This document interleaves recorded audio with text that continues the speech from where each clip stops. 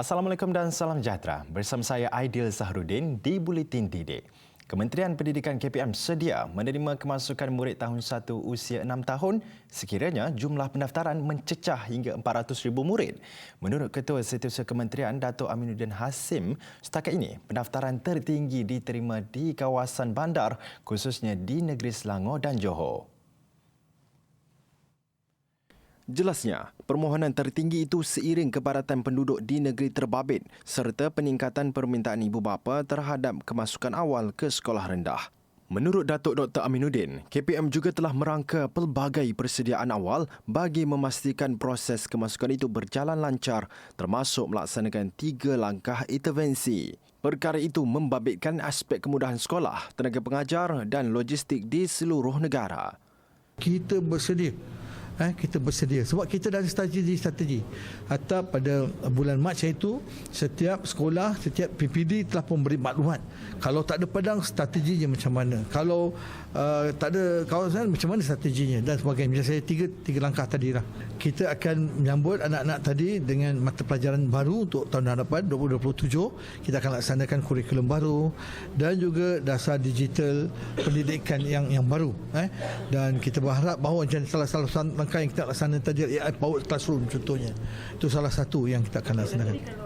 Tambahnya, masih terdapat ibu bapa yang terlepas tarikh pendaftaran yang berakhir pada 31 Mac lalu. Justeru, permohonan masih boleh dibuat secara manual di sekolah sehingga hujung tahun ini.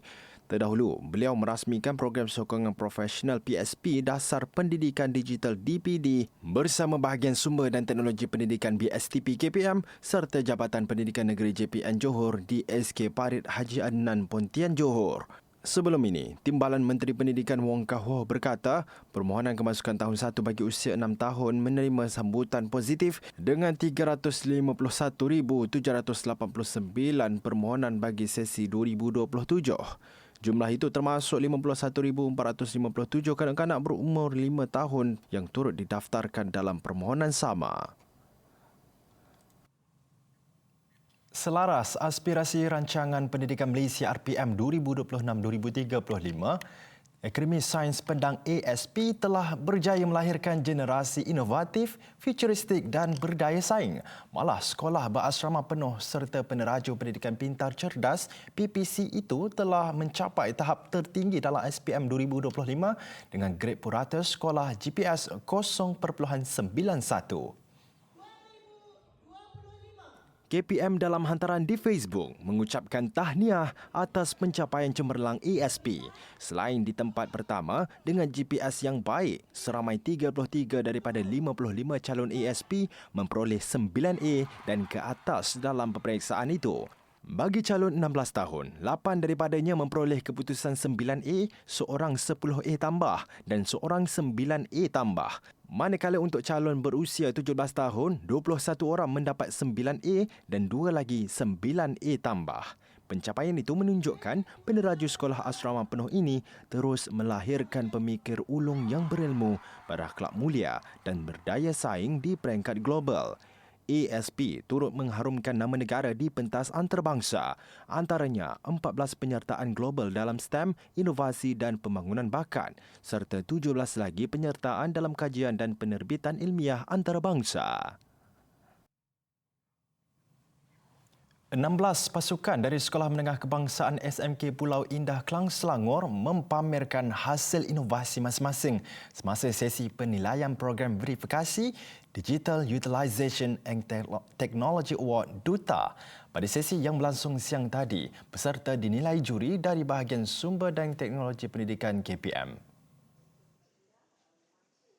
Setiap pasukan berpeluang membangunkan projek sendiri termasuk aplikasi sesawang, penghasilan muzik digital serta pembentangan idea menggunakan kecerdasan buatan AI. Projek yang dihasilkan mungkin tampak biasa tetapi dapat membantu proses pembelajaran menjadi lebih berkesan.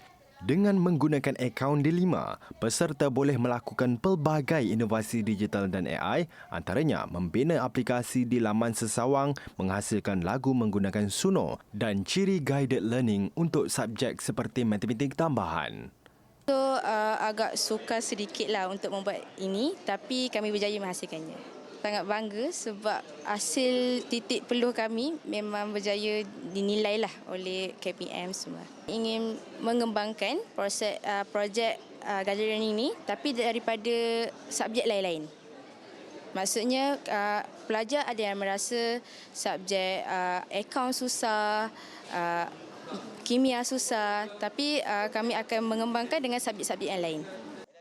Lebih menarik, program ini berjaya menarik minat pelajar orang asli untuk turut serta menghasilkan digital storybook.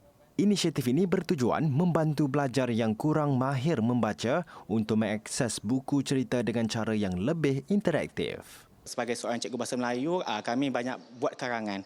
Jadi contohnya, apabila kita buat karangan, bila di kelas yang tradisional, guna papan putih, kita perlu tulis.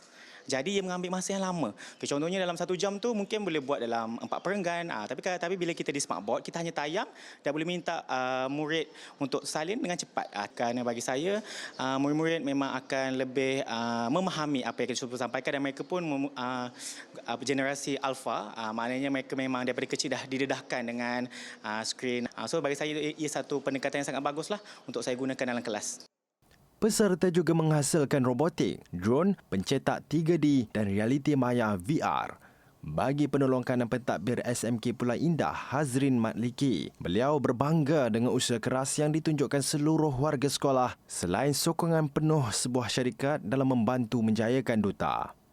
Harapan kami sangat besar dan kami haraplah kami mendapat anugerah emas tu, kalau boleh nak jadi Johan lah kan, peringkat kebangsaan. Doakan kami. Penilaian yang dibuat oleh BSTP hari ini menjadi penentu sama ada sekolah ini mampu meraih anugerah emas peringkat kebangsaan Julai depan.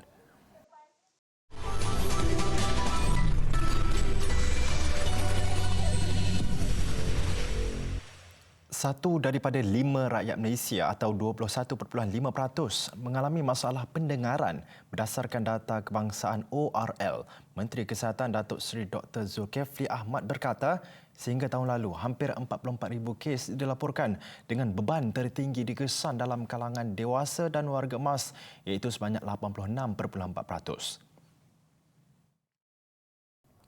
Jelasnya, selain faktor genetik dan jangkitan, masalah pendengaran turut berpunca daripada ancaman hilang pendengaran akibat bunyi bising NIHL. Data Jabatan Keselamatan dan Kesihatan Pekerjaan JKKP menunjukkan NIHL adalah penyakit pekerjaan tertinggi dilaporkan di Malaysia. Statistik global menunjukkan hampir 1 bilion belia berisiko hilang pendengaran akibat amalan antara lainnya, perhatikan ya, mendengar muzik yang terlalu kuat, menggunakan headphones ataupun earbud dalam tempoh yang lama, so intense penggunaan itu akhirnya kehilangan yang dikatakan sebagai noise-induced hearing loss. Beliau berucap pada sambutan Hari Pendengaran Sedunia 2026 peringkat kebangsaan di Putrajaya. Sehingga Februari lalu, seramai 50,413 individu berdaftar sebagai orang kurang upaya pendengaran OKU. Bagaimanapun, beliau mahu mengubah naratif daripada simpati kepada potensi. Sebagai contoh, kejayaan pelajar OKU pendengaran dengan memperoleh keputusan cemerlang semua A dalam Sijil Pelajaran Malaysia SPM 2025. Dalam pada itu, kerajaan memberi jaminan bekalan ubat kekal stabil dan mencukupi sehingga penghujung Jun ini biarpun berlaku ketidaktentuan global termasuk konflik di Asia Barat. 2-3 bulan ini kita masih punya stok yang stabil, yang mencukupi, dan juga kita pada waktu yang sama kita mengambil langkah-langkah seterusnya.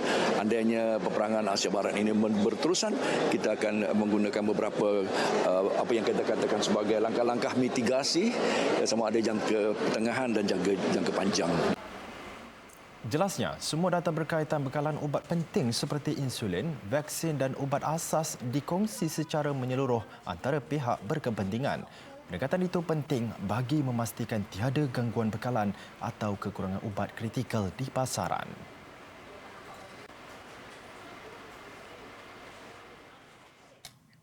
Parang ilang bukan sekadar senjata tetapi melambangkan keberanian dan keterampilan masyarakat Dayak di Sarawak. Namun di sebalik nilai sejarahnya, seni pembuatannya semakin dilupakan. Bagi Saung Manca, minat terhadap parang ilang bukan sesuatu yang dipaksa. Selepas dia melihat sendiri generasi terdahulu menempa besi menjadi warisan. Minat Saung dari rumah panjang Mendit Unsu di Betong terhadap parang ilang berbutik sejak kecil. Dia sering melihat golongan tua menempa senjata secara tradisional.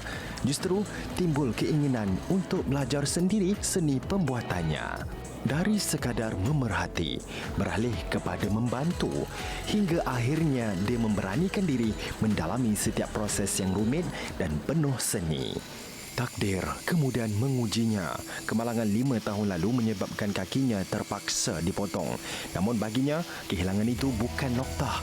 Sebaliknya, menjadi titik tolak untuk terus bangkit. Orang-orang Indonesia pengalus simpai tahu lepas dia orang juga pengalus simpai pusat ke alus nada dia ada juga sebab ada pada kita kejual pada pasar mana kasar simpai hanya mah lebih aku kena hilang. Proses menyiapkan sebilah parang ilang memerlukan tempoh sehingga berminggu-minggu. Ia bergantung kepada saiz, jenis besi dan ukiran yang diminta pelanggan. Setiap bilah yang dihasilkan membawa nilai tersendiri. Kisah Saung membuktikan golongan orang kurang upaya mampu menyumbang dalam pemeliharaan budaya. Dulu kena orang ayau, but it become a very popular collection for people who can afford to buy. If you go to some people's house, you can see the thing was very well displayed. And then during ceremony in the longhouse, a lot of them also carry the knife, carry the parang ilang, the nyabor, the pedang. So it's a big potential. Usaha memperkasa seni ini turut diperluas melalui program Club Craft. Kemudahan mesin moden juga disediakan bagi menarik generasi muda mempelajari kemahiran ini.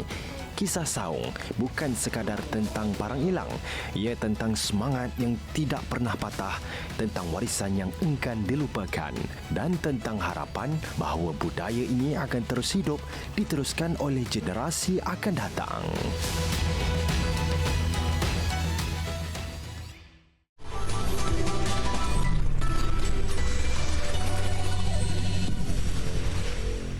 Bertemu kembali. Indonesia mengeluarkan amaran rasmi kepada Google berhubung kegagalan YouTube mematuhi peraturan baru pelindungan kanak-kanak. Ia khususnya dalam menyekat akses kepada pengguna di bawah umur 16 tahun susulan pelaksanaan peraturan itu hujung bulan lalu.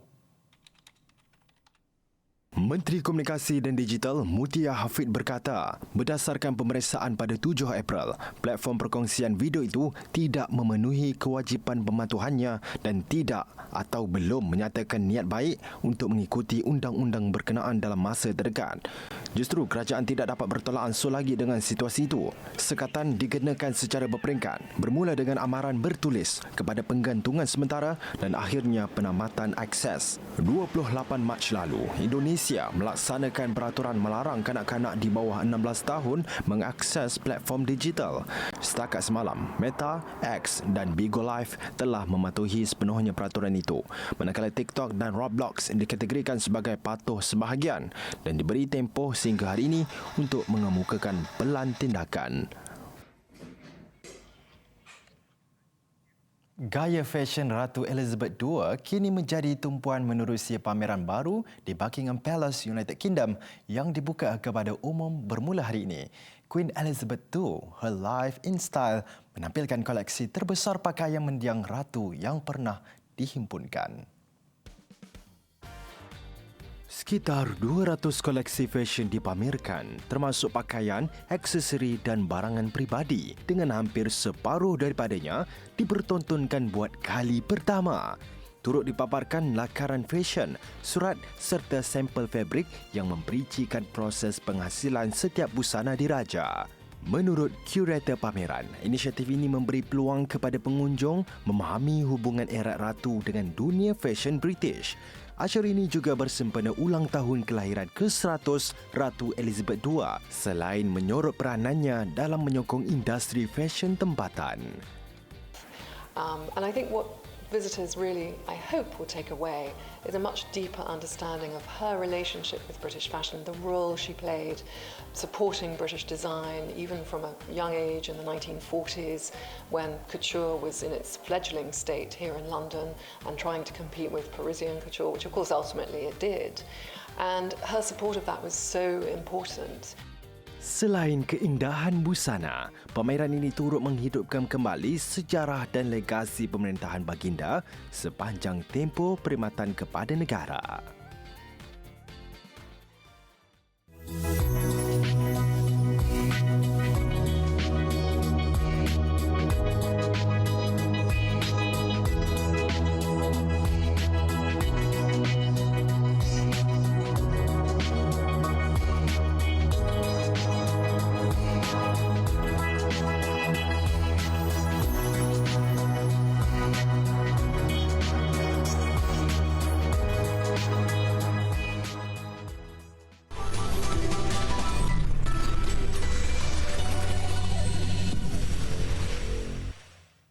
Persatuan Badminton Malaysia BAM hari ini mengumumkan seorang lagi pemain bergu Hu Pangron meninggalkan kem kebangsaan untuk bergelar pemain profesional.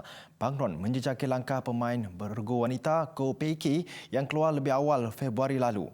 Namun berbeza dengan situasi Pei Ki yang mencetus polemik bayaran pampasan, Pangron difahamkan dibebaskan tanpa syarat atas faktor pencapaian dan usia.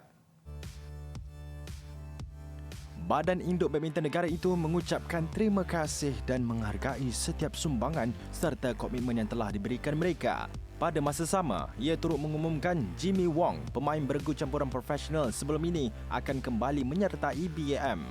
Kemasukan Jimmy mengesahkan telahan bahawa Pangron akan mengambil alih tempatnya untuk bergandingan dengan Lai Beijing sebagai bergu campuran profesional. Manakala Jimmy menggantikan Pangron sebagai pasangan Cheng Soo-yin di kem kebangsaan. Kedua-dua gandingan baru itu dijadual membuat penampilan sulung di Masters Malaysia dari 19 hingga 24 Mei ini. Dalam tempoh 10 tahun di kem kebangsaan, Pangron pernah bergelar juara terbuka Hyderabad 2019 bersama Chia Yixi dan naib juara Masters China pada 2024 bersama Su Yin. Manakala pencapaian Jimmy bersama Beijing dilihat cukup konsisten sepanjang tahun lalu, meraih 9 gelaran naib juara antaranya di terbuka Macau dan Korea. Kejohanan Badminton Asia BAC, bergu campuran utama negara Chen Tang Jitoh Yi menerima tamparan hebat apabila tersingkir pada saingan suku akhir hari ini. Pasangan rangking keempat dunia itu dikejutkan gandingan Korea Selatan yang berada di kedudukan ke-147 dunia. Sementara itu, bergu lelaki dan wanita Erin Chia Su Wuyik serta pelitan M. Tinah dijadual beraksi malam ini. Turun selaku pilihan keempat, Tang Ji Wei yang juga juara dunia 2025 tewas 19-21 kepada Kim Jae-hyun Jang Ha-jong pada set pertama. Walaupun cuba merapatkan jurang mata pada set kedua, Tang Ji Wei tidak berupaya mengubah keputusan. Jae-hyun Ha-jong terus mendominasi sebelum menoktahkan kemenangan 21-17 dalam perlawanan yang berlangsung selama 46 minit. Di separuh akhir, mereka dijadual menentang pasangan Jepun Yuta Watanabe, Maya Taguchi.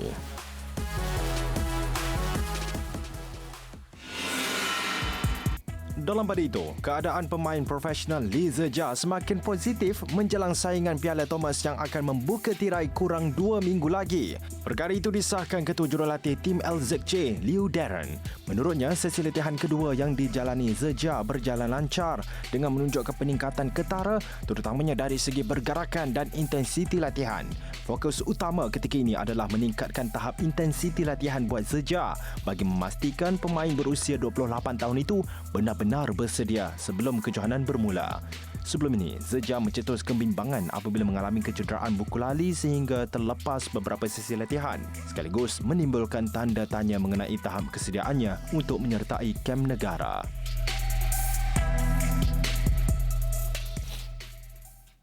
Sedikit perkembangan bola sepak antarabangsa. Selepas pengesahan Mohamed Salah bakal meninggalkan Liverpool, giliran senior pertahanan Andy Robertson pula mengumumkan bakal menamatkan kariernya di Anfield penghujung musim ini.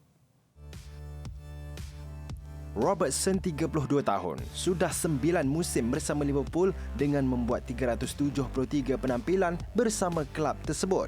Pemain antarabangsa Scotland itu memenangi 2 gelaran EPL dan Liga Juara-Juara di bawah kendalian Jurgen Klopp selain turut menjulang Piala FA, 2 Piala Liga, Piala Dunia Klub dan Piala Super UEFA. Namun Robertson kian terpinggir musim ini selepas kehadiran Milos Kerkez. Kapten skuad kebangsaan Scotland itu mengakui sudah tiba masanya untuk dia berundur dan akan sentiasa mengimbau kenangan indah bersama Liverpool. Paparan seni jalanan berskala besar yang baru dibuka di Berlin, Jerman mengakhiri buletin D-Day. Grafiti sepanjang lebih 450 meter ini disifatkan penduduk sebagai ruang projek seni komuniti. Saya Aidil Sahrudin, salam hormat. Assalamualaikum.